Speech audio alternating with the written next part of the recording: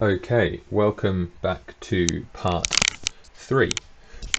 For part 3 we are going to be looking at adding our shapefile layers onto our maps, which will then allow us to actually move forward with the idea of analysing how land use has changed over time. So just before we get started on this, a couple of things I'd like to show you. We can order our layers by dragging them like this, up and down. I find it easier to have this one on top of the new one. We can also, if we right click on it, we can rename the layer. We can zoom to 100% of its correct resolution, but we can also, if we go to properties, so what we can also do with these layers, we can right click, we can go to properties, and we'll get a box appearing that looks like this. So there's lots of different things for us to look through here. We can see where it's come from. We can have a look at various things, metadata. All of this stuff allows us to do so much more with the information that we have on QGIS. But the one we're interested in is the transparency tab. So if we set this to about, I don't know, 40% transparency, and we hit apply and we hit OK, what we can see is we can now see through the top layer, and we can see down to the map. And if we zoom in here, we can just faintly make out the satellite data, so we can see, you know, it overlays that new Westgate Bridge. We can come down to here. We see that actually those are all there, and we come across here, we can see that I guess probably the biggest thing is this airfield. We can see the strips of it there still. It's just never, it's not there at all. So anyway, what we're going to do is we're going to click off the satellite layer by clicking the tick box. Going to go to here and we're going to boost back the transparency. Up we go, and okay, so we're now going to create our first layer. So what we need to do is we need to go to this button up here, new shapefile layer. I'm going to select that. Now we're going to draw the airfield here, so we're going to call it airfield. I'm going to leave it as system. The geometry type, very important, we're going to draw a polygon. We don't need additional dimensions. These are our coordinate system. We're going to leave it as the top one.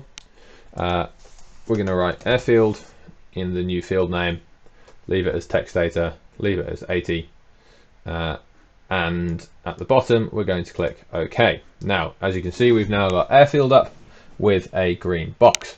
If we right click on this and go to properties, we have layer properties airfield symbology. So we can choose the color, we can choose how opaque it is, we could change to a different type of filter if we want. We can edit anything that we've done already. We can add labels and a whole variety of other things. If we go to fields, we can actually fill in the table.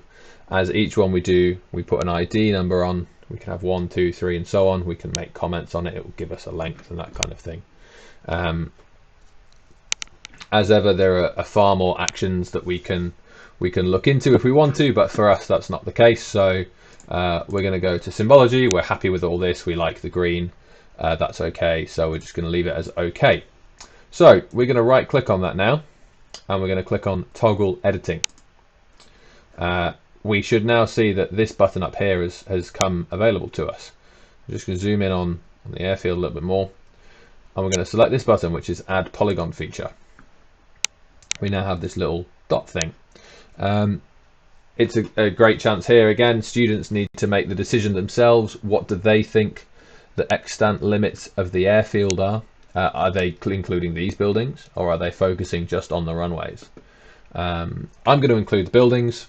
on the off chance that they are part of the airfield. So we're going to come through here. Actually, do you know what? I'm going to exclude these buildings, and I'm going to include the top right corner ones. So we come through here, follow the boundaries of what appears to be the airfield. Yeah, I'm going to include those ones as well. And we've got our little box now. We're going to right click the mouse to leave our shapefile, and we'll have this appear: airfield feature attributes ID. We're going to press 1 and we're going to hit OK. Here is our airfield. Now, slightly annoyingly, we can't actually see through the airfield, so we're going to go again to properties, and we are going to set it a little bit more transparent. There we go. So then we can see through the airfield, and what we can obviously do here is toggle off the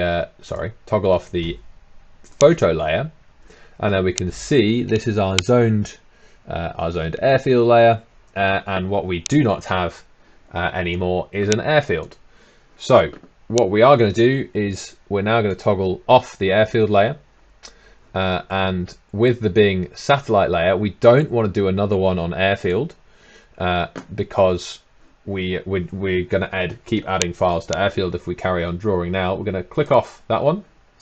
We're going to save the changes to the layer airfield, and we are going to add a new shapefile layer. This file name is going to be called Freeway. We are going to leave it as that. It's going to be a polygon again. Freeway. And then we're going to click OK. So then we have this purple layer here, Freeway. Now, we are going to pick a random point just to make sure that we're on the map. So we know we had that oval was on our map. So we'll probably start from about here. We want to right click again, toggle editing, and we want to draw our shapefile. So yeah, we're going to start from here, and we're going to follow along here to draw our shapefile. Now we want to use the mouse wheel to zoom out to allow us to hop around the picture at the same time. It's really fantastic to get your students to think about what they're doing while they're doing this, and they can pay some good attention to detail. Now we know this is our eastern limit, so we'll come through here, and then obviously if we want to do that, we're going to include the Balti Bridge freeway section because it is freeway. We could, if we wanted to, have a separate shapefile layer for this other section of freeway, seeing as it's not the M1. But for now, we're just going to stick with this coming through. I'm just being a little bit rough now because I'd like to get on with this, and it's quite a big layer. In we come along here. And there we go, and right clicking again, and then again freeway ID is 1 because it's number 1 of freeway. We click OK, and we've got this freeway layer now. We toggle the airfield on, and because our freeway layer sits above airfield in the sequence order, and if we toggle that one on again, we can see here we want to take airfield off. We can see the freeway coming through the aerial photograph. We toggle airfield back on, we can see how it cuts through where the old airfield was, and then here we can see the way that they interact without any map on. We can obviously change the order by dragging. This puts the airfield on top of the freeway, and vice versa. So I hope you can see that just through using layers, we can have a conversation about how land use changes over time. It's really, really powerful, and it allows us to really engage with those key geographical concepts that are in the VCE study design. GIS isn't limited to just geography. There are some fantastic resources that you can use it to teach other subjects in the humanities, and other things like maths as well, for things like calculating the areas of shapes. we can obviously extrapolate what we've done a lot more from here. We'll actually have a quick look at using point data. So again, we untoggle that. We want to save freeway, and we're going to create a new shapefile.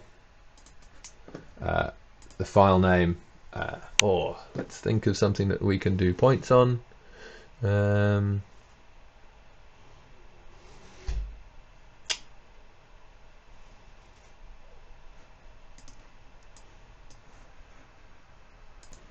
So for the point data, we're going to look at those towers again, and we're just going to give each tower a point on the satellite map, and then we're going to give each tower a point on the aerial photograph. So again, we're going to new shapefile layer. We're going to call it gas towers because that's what I think they might be. Geometry type this time is going to be multi-point. Again, gas towers. I will hit OK.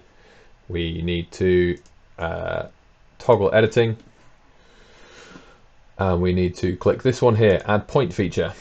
So we're going to go for here, ID type 1, here, ID type 2, and so on and so forth as we move through the gas towers. Now, again, we are going to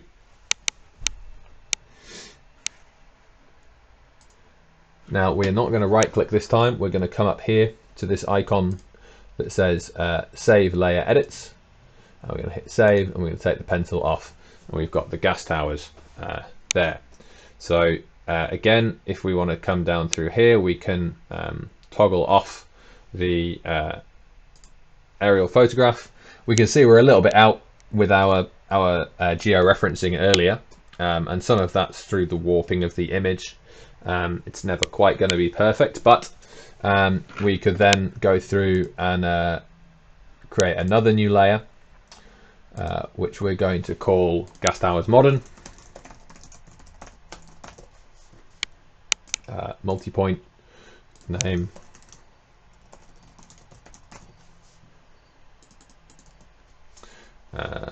Gas Towers Gas Modern. And we're going to hit OK, and then we're going to go again back into that editing point, new point features here,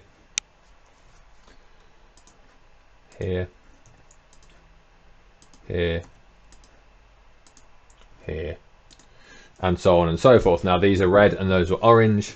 The colors clash a little bit, but if we wanted to, we could always save the layer and then go into the properties of the layer and change, I don't know, we'll change it into a bright red star, and there absolutely you can see the contrast. So I hope that kind of concludes our seminar, really. I hope you can see the power of drawing layers on maps, and getting students to then move on to a discussion of how things have changed over time. It's really a fantastic piece of software to use. I think it's really excellent and relatively simple once you sort of wrap your head around it. There's, like I said, some fantastic resources which I've linked on the final page. I'd really appreciate it if you could provide me some feedback, and then also complete the exit pass on the embedded Padlet on the next page. Please upvote each other's posts on the Padlet. If you see something really cool that's a great learning idea, just give it a +1, and then have a look and see what other people think of the learning ideas. But yeah, thanks again for coming through this seminar, and feel free to contact me if you'd like to talk about anything else. We've only covered the basics of GIS today, and there's a lot more that you can do. And there's some great stuff, including, you know, importing GPS coordinates. You can get kids to use their smartphones as a GPS and then import those coordinates into a base map, and then they'll pop up and routes that they've walked and that kind of thing. So yeah, it's really great piece of kit. Thank you very much. Lastly, I would like to say to anybody who wants to do an extension exercise, if you scroll down below this video, on the webpage, you'll see a sort of an exercise that I've designed where you go through each layer and you create layer files for the modern layer and for the 1945 layer, and then you can look at the two and compare and contrast how they've changed. And we can relate them to content descriptors in the geography curriculum, or we can relate them to knowledge and skills in the VCE study design, and we can get them to talk about how land use have changed relative to those content descriptors. So once again, thank you very much, and anything else, you feel free to contact me.